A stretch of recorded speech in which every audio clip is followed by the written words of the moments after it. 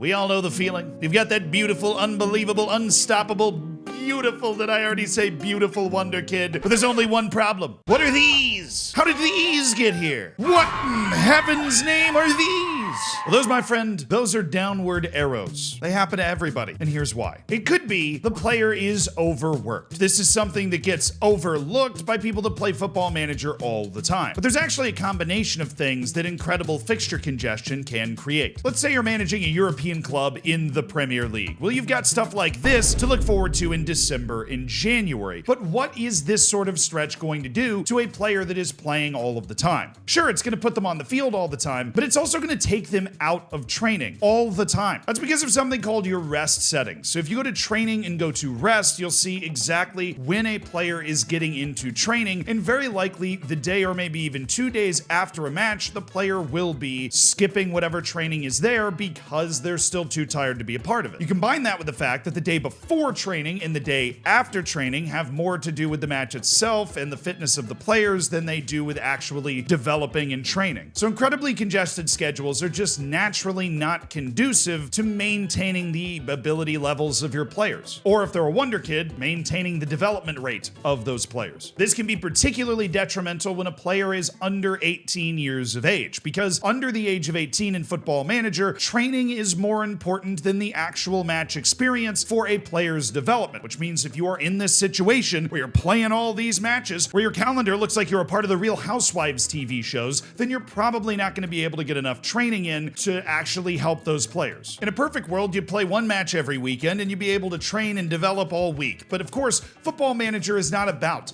perfect worlds. Football Manager is about trying to make the best out of whatever situation happens to be thrown at you, whether it's the Brazilian State League giving you a whole bunch of matches or, a good old classic Premier League January. But it is not just training deprivation. There is also something that accumulates over time in Football Manager, something called fatigue. Obviously, that is incredibly realistic. I've added fatigue to my match day view, and it's always been really helpful for identifying players that I might be overworking. Again, in a perfect world, all of your players would be funky fresh, bro. But it is inevitable that some of your star or key players are eventually going to get to low or even higher than that over the course of a season. This can prevent players from being able to maintain their attribute levels, and you can start seeing more decreasing arrows if players stay at high levels of fatigue for a long period of time. Not to mention, there is also an increased injury risk to this. And in my experience of playing Football Manager for over 11,000 hours, fatigued players play worse. But Zealand, what if they're not being overworked? Don't worry, I hear you through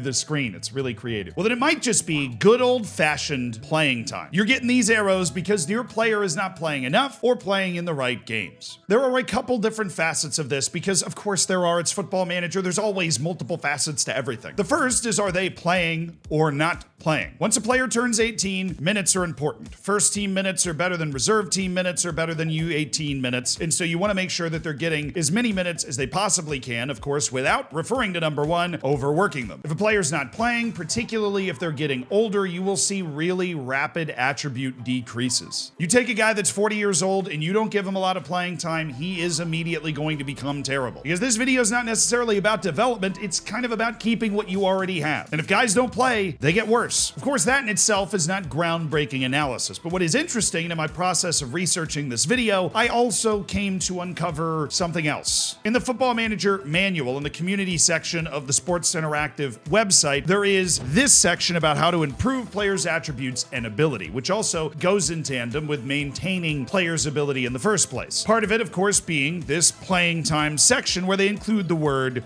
meaningful. Playing in meaningful matches, important matches against better opponents with more pressure helps players develop better. And in turn, if that one goalkeeper that you find you've only been playing in cup matches against, third and fourth division teams is still not developing that well, try to give them a match or two against the worst teams in your league if you believe that goalkeeper has shown some promise. Because the word meaningful is literally in the manual. The attributes are going down and everything on this list has already been taken care of. Give them a meaningful game or two if you care about them, or sell them. But let's say that neither of those things are happening to your player whose attributes are going down. Well, then it could be that their attributes attributes aren't really going down. I'm not trying to gaslight you here. I'm just saying that there is a natural ebb and flow to attributes in the game. They go up a little bit, they go down a little bit over the course of a season and a career. It depends on form and the hidden attributes of the players, but if you're not seeing a player consistently over multiple months have downward arrows, then it is just a part of that natural flow. If you ever want to check if this is the case, you just have to go to development, progress, and then tick over to attributes. And you can highlight any attribute that you want to track its progress over time since that player was on your team. It's just an incredibly helpful tool that helps make the world a better place. Kind of like our long-term sponsor, Sangalo. In this holiday season, through Sangalo, you could buy a gift that really does help make a difference. Also a very cool looking gift. Give me a second. Nice. This is an unbelievably cool kit from Tupapa Mareringa FC from the Cook Islands. You can of course get it at the link in the description from Sangalo, and every purchase directly helps the team. And there's a huge holiday sale going on that starts today, so that helps you too. There are so many amazing unique clubs on Sangalo like Benfica, Macau, Mbarara City from Uganda, or any other one that catches your fancy on the shop all screen. And the best part is the more you buy, the bigger your discount is and the more clubs you help support. So check it out, and thank you to Sangalo for being a longtime sponsor of this channel. But now that I'm rocking a new kit, let's get back to figuring out exactly why your player's attributes are going down. Because no, we're not finished. You could be adding a new position. Are you adding a new position? You might be adding a new position. This is one that trips up a lot of people. As an example, I will be going into my current Twitch save where I'm playing in Brazil and look at my striker, Gaston Pereiro. He does score goals like Gaston and head balls like Gaston.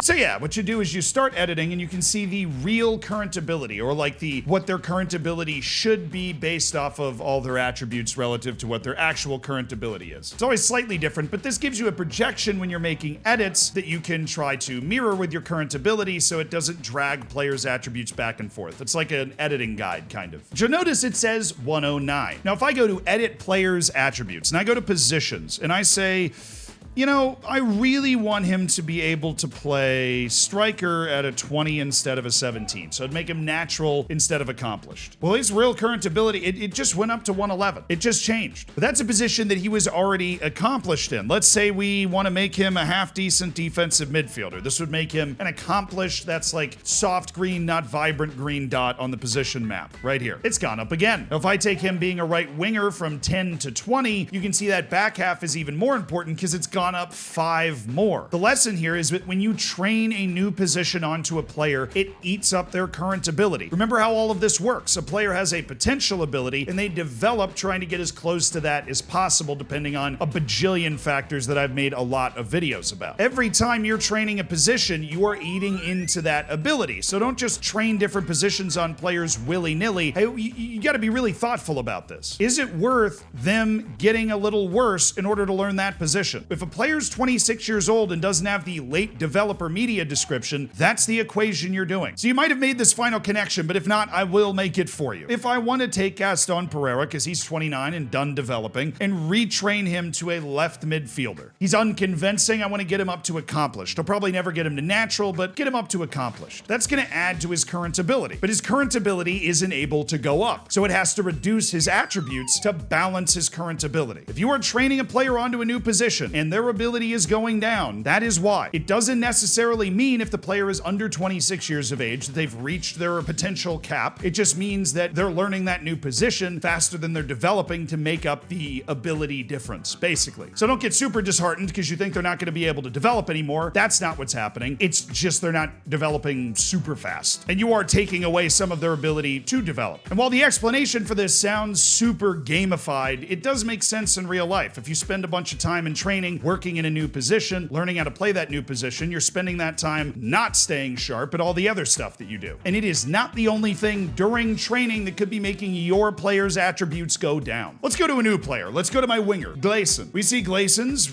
current ability thing is at 108. Let's go into positions, and at the bottom you'll see left foot and right foot. Okay, 20 is the best, so he is left-footed. Right foot at 5, that's going to be weak, which we see reflected in the word weak right there. Let's go back to it, and let's say we want him to be pretty good at, playing with his right foot. We'll add 10. All of a sudden, his right foot is strong. We just added 12 to his current ability. Improvements in weak foot skill actually add a lot more than improvements in one position that you're playing. Remember, going from 10 to 20 in a position, going from unconvincing to natural, which you're not typically going to be able to pull off unless a player is very young, that only gave you a current ability boost of 5. This, going from 5 to 15, gives you a current ability boost of 12. Obviously, being able to use both of your feet is very important, so that makes sense. But if you start working on a player's weak foot, they're going to gain a lot of current ability. And if they don't have any more growth left, they're going to have to take it away from somewhere else. But every time I fiddle with these numbers, the ratio is more than 1 to 1. If you go up 1 on the 1 to 20 scale of your weak foot, you're going to gain a little more than 1 in current ability. The good news is this one's kind of idiot-proof, because the farthest you can go in the game through telling the player to work on their weak foot is reasonable. But even that added 7 to his current ability, going from weak to reasonable. So honestly, if the player's not like a playmaker or central midfielder and they only really need one strong foot, you're going to do some serious damage to their attributes if you try to invest your training time in developing that other foot. But of course, there is a more obvious and painful explanation that some people still overlook: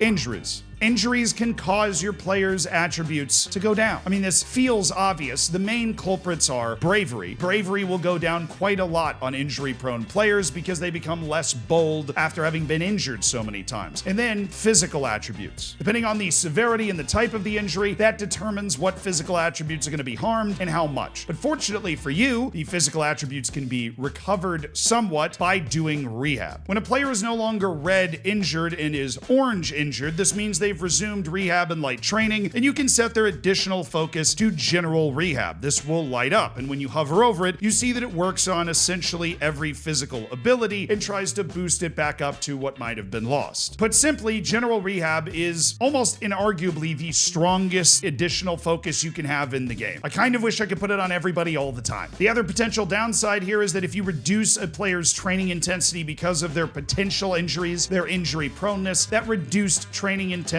can affect their ability to maintain their attributes. If you have somebody like an Alexander Pato, who we do have on my Twitch save, by the way, I have him on reduced training intensity, and his physical attributes are going down faster than you would otherwise expect. But there are other potentially more subtle explanations. Maybe your facilities just suck.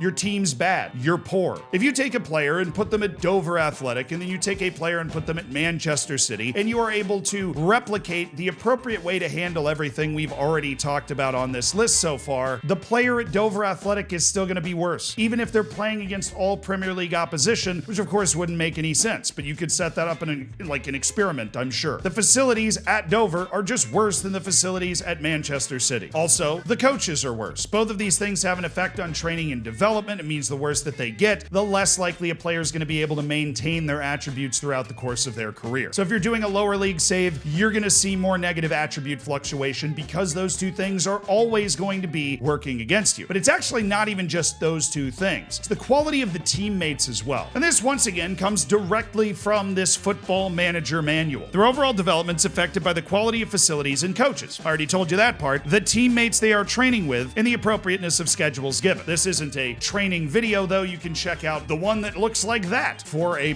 solid training guide that will give you schedules you can plug in. But yes, the fact that everybody else around you would also suck relative to Manchester City if you were at Dover Athletic, well, that just means that it's going to be even harder to maintain your attributes. But those are the individual factors involved with you just being poor. But that's okay, because we love the struggle.